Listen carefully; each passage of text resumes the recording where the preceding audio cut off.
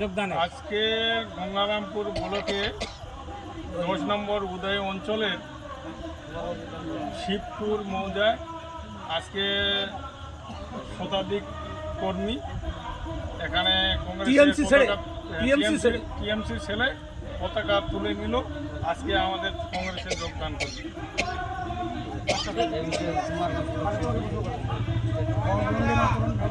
বর্তমান আমাদের গঙ্গারামপুর কুমারগঞ্জ বিধানসভার ব্লক সভাপতি শঙ্কর মজুমদার এখানে কিছুটা বক্তব্য দিলেন। আজকে চারিদিকে যেরকম স্বৈরাচার এবং সাম্প্রদায়িক বিজেপি এবং তৃণমূলের অপশাসনের বিরুদ্ধে আজকে আমরা দেখলাম আমাদের এমএলএ প্রার্থী গোলাম মুর্তুজা মহাশয়ের হাত ধরে এবং আমাদের উপস্থিতিতে শতাধিক কর্মী শিবপুর অঞ্চলে উদয় অঞ্চলের হচ্ছে শিবপুর মৌজায় শতাধিক কর্মী আজকে তৃণমূল ছেড়ে কংগ্রেসে যোগদান করলো।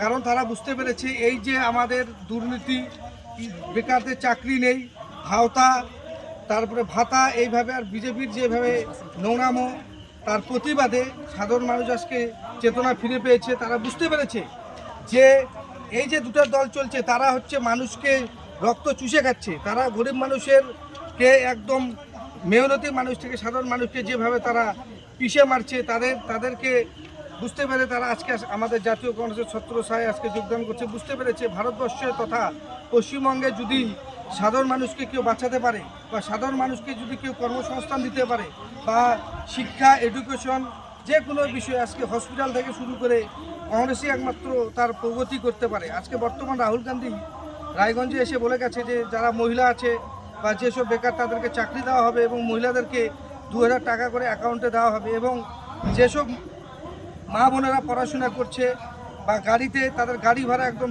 ফ্রি করে দেওয়া হবে।